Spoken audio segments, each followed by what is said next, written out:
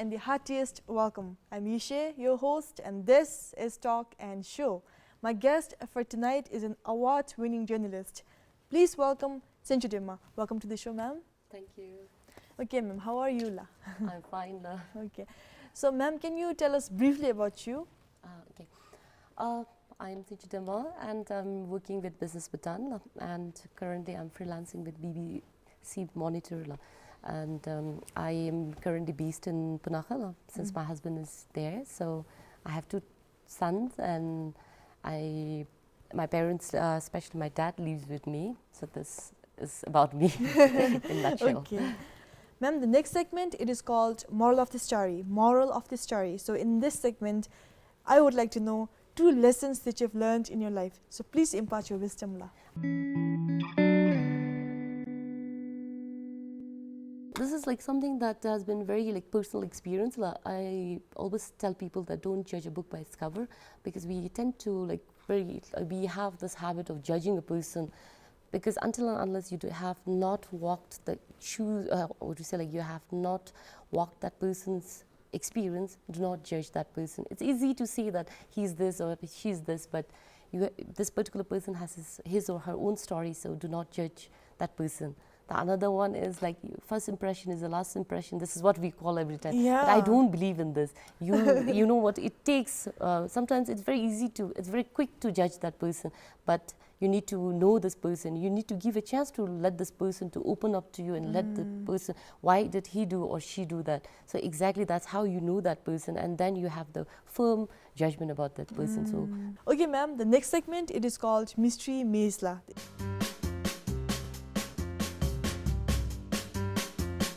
What do Alexander the Great and Winnie the Pooh have in common? What do Alexander the Great and Winnie the Pooh have in common?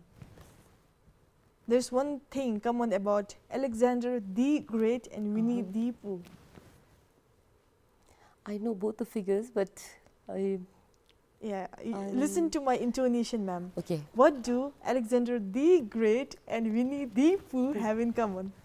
Is the? Yeah, okay. these Yes. the common, right? Oh, Middle name in this case. So final So riddle for the episode. Okay, listen to this carefully, ma'am.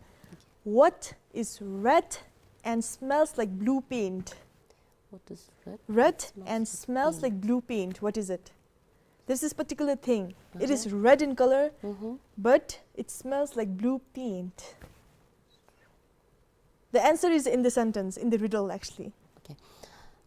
It's red in color, but smells blue. It's the red paint. Red paint. I told you it smells like blue paint. It's just color is red, right? Oh, okay. But smells like blue paint Blue means paint. all the paint, irrespective of the color, will Okay. smell the same. The Okay. paint will smell like paint, right? Yeah. Just because the color changes, the smell doesn't change. Oh. So it's just red in color, and the blue paint is the smell of the paint. It's a red paint. So okay, you got one. So you said you're not good, so I agree. Yes. I'm just kidding now. No, Okay.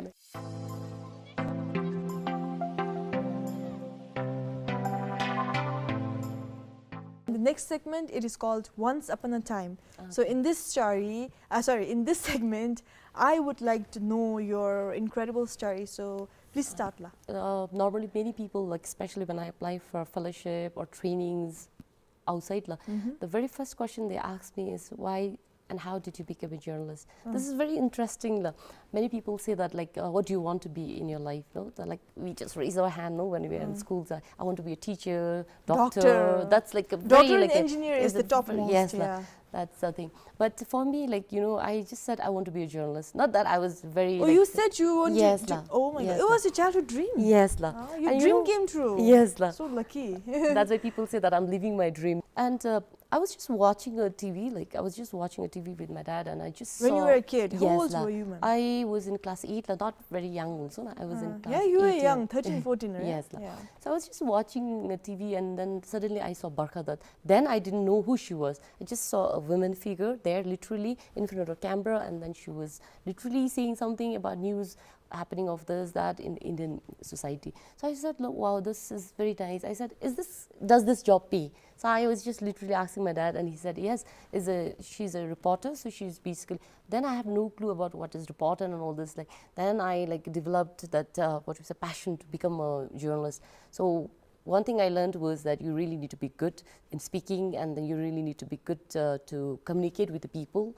You have to let the people really speak out if you really want to be a journalist, and then you have to be a good listener. So I felt that time that I had all these qualities. So like after that, I completed my 12, and then I then did my 2.5 years of diploma in photography and new media. Then there was a vacancy in Bhutan Today, the first daily newspaper. So I applied, I got, and then I started that's how my journey started. Although my journey was very, like, not very, like, how people portray that it's very, what do you say, like, it's very hard. I had to struggle because I could not get what I wanted and all this. But it was a very swift and smooth flow of my journey towards my profession. And after that, I worked there. I started with a very small stories, petty stories like. Do you remember your first story, la? Yes, I did a story on potatoes and the vegetables. Potatoes. Yes, and you know what? That's how I got my name. Like, people will call me the potato girl, ginger girl, chili girl. No, that was a small story that I used to do do. stories on Yes, vegetables. yes. And when I look back, no, I feel like, what do you say, like, I feel that I have really walked a very long journey. Yeah, I have you started seen from the bottom in a way, yes, right? not that I didn't do very wow stories that now that what do you say, like, I did wow stories before, and now also I'm doing. No, I came from the very, what do you say, like, brick by brick, I made the humble foundation. beginnings. Yes, so that's how now I do very different stories. Sometimes which brings me thread. People call me, they, what do you say, these are the people I will see. I'll use this platform to tell these people that you are a coward. You have to accept constructive criticism, because as a journalist, I am bound to write truth. It's not that I am, what do you say, like, not going, what do you say, going against anyone. I have any, what do you say, like, hatred towards anyone that I want to do bad stories. It's not personal. Yes, that's not very personal. That's very objective. I do. Of course, in a writing, I cannot keep both the parties happy. When we were having this informal talk, also I was sharing with you, like, how people used to call me and like how they abuse me verbally. Then sometimes they come to my office too, they want to beat me. No, people don't tend to understand. People always think journalists when the pungdumi, like, they think that we tend to create disharmony. If we do not bring these issues, yes, like, if we do not bring this kind of issues to the public, how will we know what is happening? No, so this is how we do it. But people tend to take it in another level and all this. So only thing I can do is for now ignore it. I have developed thick skin. So earlier it used to, like, to be very honest, emotionally, mentally, I was really affected. To that extent, I used to cry, and then, like, I have my supportive editors, my boss, my colleagues who will always support me that whatever you have done is right. If you're right, why do you want to cry? Don't get succumbed to all these criticisms and all these things. So this is my story. And I, maybe over the span of years of my career, I've been, like, able to develop that confidence in myself that yes, I can do something better. So that's how I applied for international projects, grants, and I would proudly say that I was very lucky enough to get so many fellowships and all this. Recently, I just completed my Asian Journalism Fellowship, which is in Singapore, which was from Singapore, and now I'm just waiting for the pandemic to get over so that I can, because then I can travel to USA, because there's one fellowship I have to complete, which I got. And I'm also I have been, like, writing for international publication, which was not easy. It's like there's so many, like, we tend to say, like, what we write in local context, it is completely different in international front. So what we do is, like, they need every details, which we think that it's not needed, but they need, like, they will send you very back your draft. Yes, they send us our draft almost 3-4 times before it gets published. And of course the pay is also good. So that's the thing. Yes, proportionate, right? Yes. So you have to, like, it's a learning experience. Remember, like, being a journalist, you can learn every time. It's a learning experience. There's never a full stop over there. There's always a comma. You keep on going. You learn, every new word. So I'm very, like, I really have this passion for writing. I have many of my friends who were there in this profession together. They have left for the greener pasture. But for me, it was not all about the money, but it was all about giving a platform to the people who do not have a voice, to raise their voice, and I've been able to help them. And when I look back, I feel content, satisfied also that I have done this. Not to say or to tell anyone that, yes, I've done this, because I wanted to do. No, it's because I've been able to help those people. So that's the best part about your work.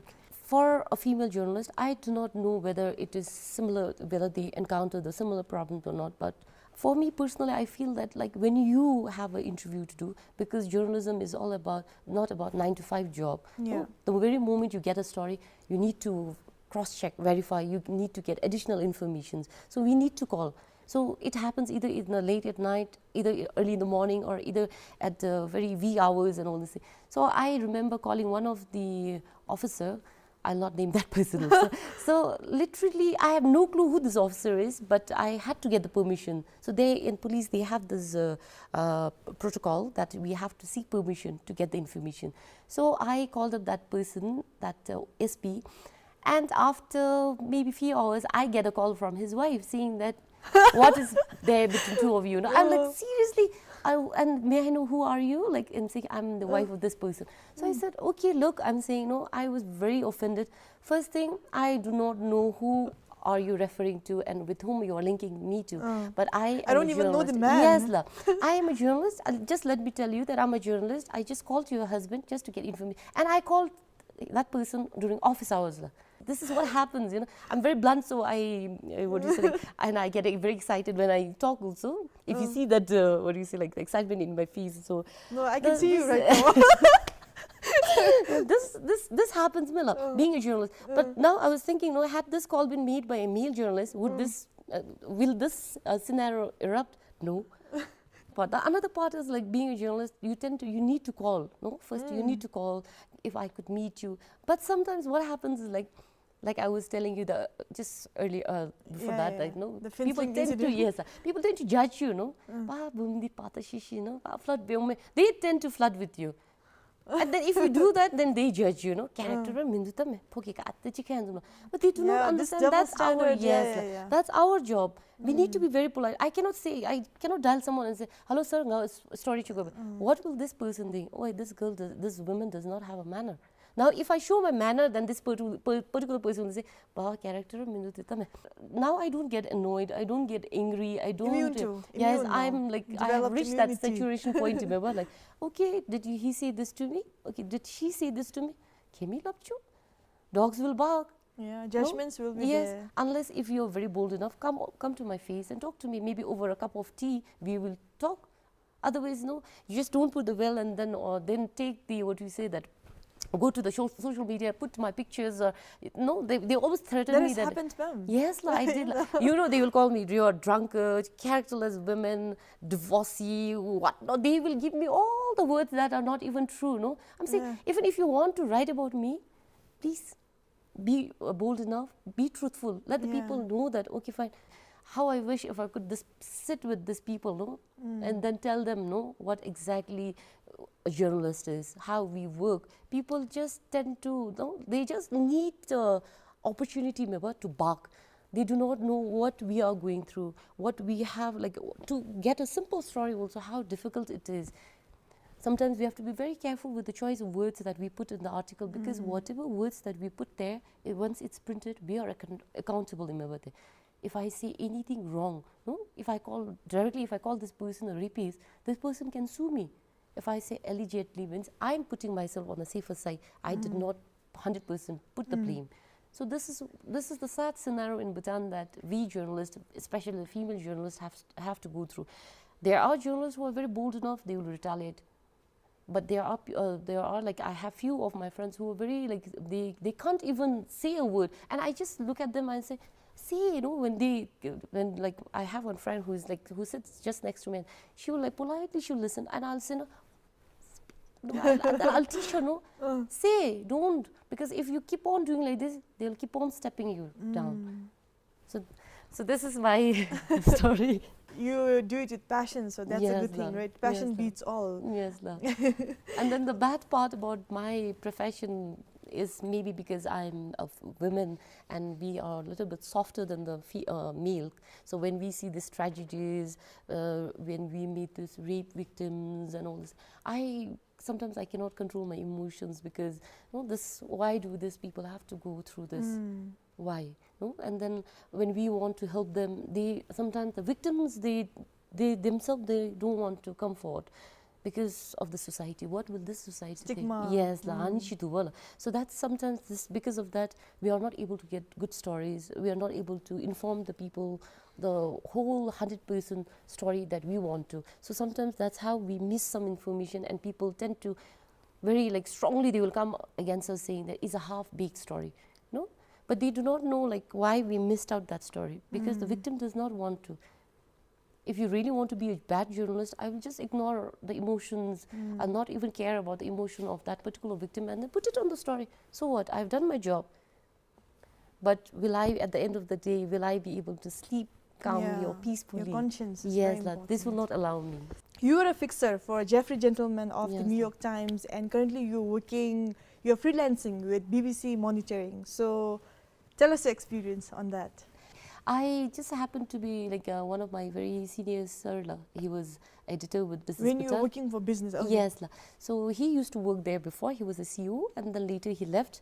So he just happened to be in my office. So I was just telling him, sir, you have been meeting so many international journalists. You have doing works and all.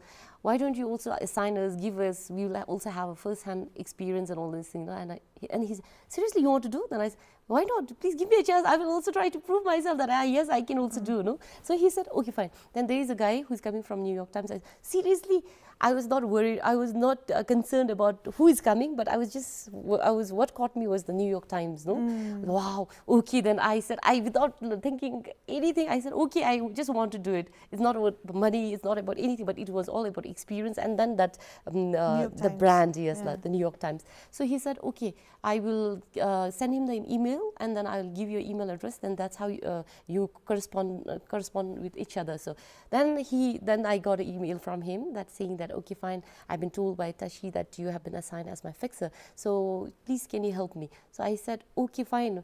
That time I was so numb. I was so clueless. I didn't know how to react and how to, in fact, what do you say? I know it's, yes, it's very funny also, being in a journalist, you always write and you always talk, and then suddenly you become mute and you are so nervous, and then this is what Starstruck. Yes, so I was because it was too, for me, I don't know how the experience will be with others, but for me it was something very unbelievable. It's very huge. So then I wrote him that I'm Senchu Demba, I'm working with the Business Bhutan, and I got this chance because of this person. So please let me know what kind of stories you're looking into. So he said he want to do about reading culture in Bhutan, because that's because the information that he got was that Bhutanese people do not read much, despite that we have a high literacy rate, and all these things. So I said, okay, can you just find me, it was like an editor telling what kind of stories you need to do and whom you want to meet, whom to interview, where to go, who to meet, and all this. So that was my job. So I said, okay. So then I just did some research. Then I called up my previous editors, former editors, and all. How do I do this? Because this is something very big for me. I need to, because like I was saying, I need to really impress this guy that he has not chosen the wrong person, has not chosen the wrong person. So I did all the thing. Then I knew whom to interview. I made a huge profile, and you know what? I did not sleep that particular night till 4 or 5 in the morning. I was compiling the reports, who to meet, the profile of that person. Then he came. Then Jaffrey, he came to Bhutan. Then I met him. Then I took him to all those people, and then you know what? I was so happy at the end of the day. He was so happy, and he said, "I never thought that you could do this," because that was my first time, because if you do not have experience, you do not know how to do the work. So that was my first experience, and I was able to convince him, and I was really able to, what do you say, what you call that? Prove yourself? Yes, I was able to do that. So, and I was very happy, and then yes, he gave me a good amount of money also. And then after that, few more projects came in, I did, and then I applied for fellowships and all this. And then the BBC monitoring happened. I said, seriously, you want me to do a freelancing for BBC? This job was offered to my former boss, which he's very capable, but somehow he could not accept the job because he was very busy, and that needs like every early in the morning, every morning till Friday, I have to compile all the news from different media houses. Then I have to like do the postmortem. Then I have to write in my own words and send them. So, but I do give the credit. If this story is from BBS, means from BBS, with this much word count, it's very different work, not exactly like how we write the stories. So I've been doing this for like almost now 2 years. And then before that, they asked me to come to Delhi because they wanted me to go undergo a 1-week training. And you for know monitoring? what? Yes, yes. They have their office in Delhi, New Delhi, it's based there. And then you know what, I was like, again, that was like, you know what, it's like a first time experience, and you sometimes you do blunder also, sometimes you make mistakes also. And then when I look back, I just laugh, no? What did I do? No? Oh, I should have done the other way around. I should have done this, no? So then I went to Delhi, I did my training, and I'm very grateful to those editors and those people who were like very supportive. No, I said like I have no clue how to do the stories, no, and they gave me a decks and I had to take my own laptop. So basically they told me like, okay, this is how you have to do it. So we will give you the sample from how the freelancers from Nepal, Sri Lanka, India, and other countries also they do. So your job is also same. So from Bhutan you have to do this. So they gave me all those papers, documents, and then the whole day I'll be there in the office like going through the papers. So then they gave me a chance. Okay, fine. Now please draft your first story. So I did it, and then I was so worried that what if it goes wrong and I get rejected for this job. Then this person, like he went through and he was like, it's like very impressive, you have done a good job. And then I was, I got it. So then I signed my contract and everything. And then like, it was for 1 year actually. So they really liked the way I was doing my job and all this. So they said like, okay, we are not very sure like for how long, but for now it's indefinite.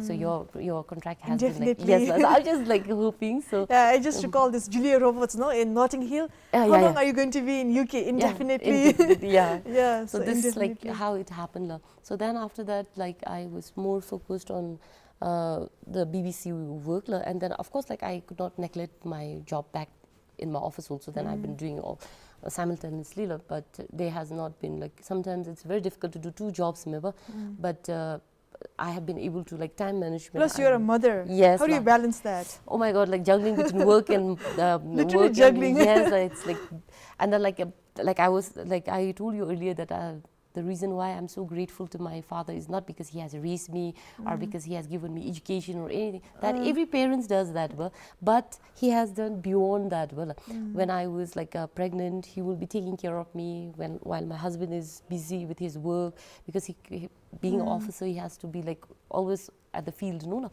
So that he always has a guilt that he has not been able to give more time to your family. And because of his absence, my dad was there for me.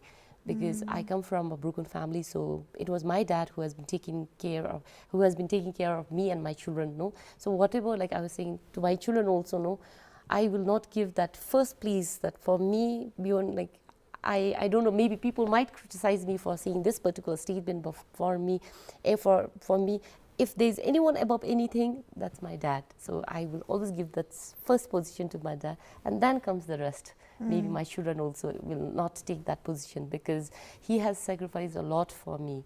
He has left his business. He came all the way from Punsaling to Thimphu to take care of my children. When I was at work, he will be feeding my children. Can you imagine that? Which normally we see that mothers do it for you, no? But for me, it was my father who has been doing this. So even words, I have no words to express how much grateful I am.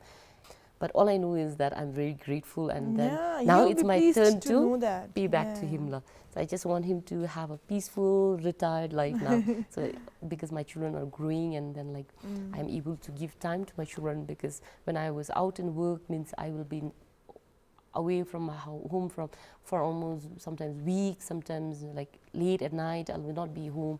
By then it will be my dad. I have nothing to worry back home because my dad is there. So okay, safe and sound, tucked in. Yes. Okay. The good thing about me is I don't give up easily. I apply for a fellowship or any grant. I will apply and then I know that there are like so many other journalists from across the what do you say, like world. who are applying, who are much more better than me, but I'll not give up. I'll say that if they're good, I'm also good. No, so why not try? So at least through this rejection, no, you become very bold. You become very, like, what do you say, like a determined. No, that yes, I need to do this. If I'm rejected now, if I get rejected now, then there is always a second chance. So that's how, like, even the earlier fellowship that I was talking about, Asian Journalism Fellowship, I was rejected earlier. I didn't give up. It's very funny. The trend is very funny. If I get rejected once, then other project gets rejected, other gets rejected, other gets rejected. That's always rejection. There's bad things happens in 3 or something. Yes, like, it's in a row. And then, like, if something good happens, like for example, like Jeffrey thing happened, then BBC thing happened, then I got a grant from Earth Journalism, then I got this fellowship, Singapore, and then finally the fellowship in USA. So 5 things happened, and I was like, it's too much. Like, anyone would not believe that these things happen. It's a virtue, actually, Yes, to be persistent, to not give up at all, right? Tenacity is very important. I think your story is inspirational, especially for upcoming women journalists, or like women journalists in general. I think it's very inspirational. Your tenacity, your attitude of not giving up, and your attitude of being a lifelong student. You have this thirst for learning, right? Yes. So I think that's very applaudworthy. So more power to you. All the best for your future endeavors. Lovely listening to your story. Thank I you learned so a lot. much. Thank you. Thank you. Okay, the next segment, it is called Fun Facts. So in this segment, I would like to know 2 fun facts about Madam Chenchudirma. Like many people say, like when they see me in like informal in a sense, like Western outfit, they'll say that I'm very stylish.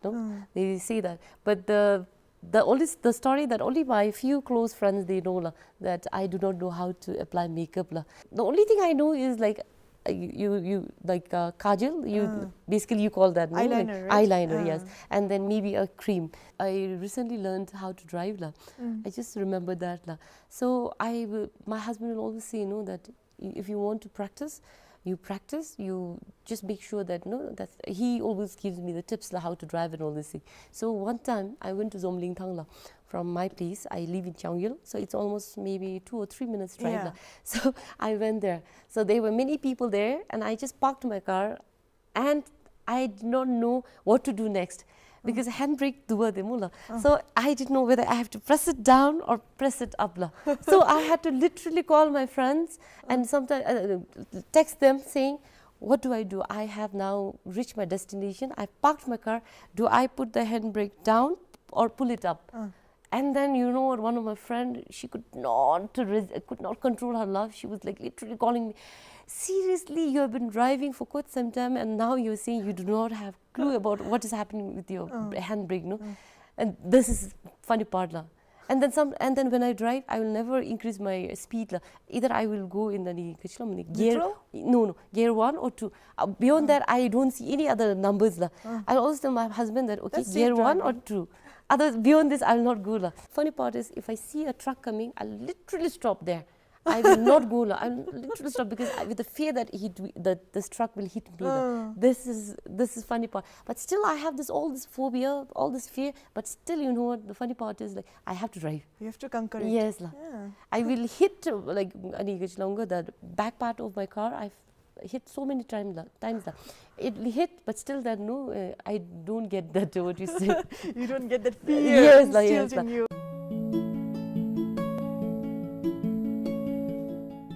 There are so many lessons to learn in life. A different situation, experience teaches you a lot of lessons. But there's always one thing that you should always know, that never get affected by what people say. You just do what you want to do.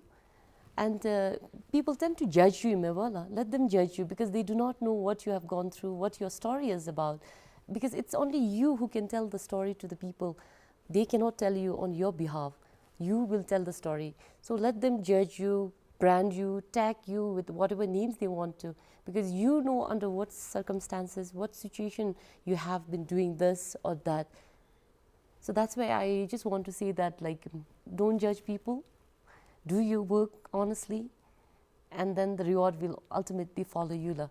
And then with the pandemic going on, we Buddhist people should actually like do learn should have the habit of saving la, because in such difficult time, when everybody is going through a difficult time, hardly there will be people who will come and help you la. Thank you for coming on the show. I had fun. I learned a lot from you. That's all we have for you now. Thank you for making me a part of your day, and I'll see you soon. Till then, take care and goodbye.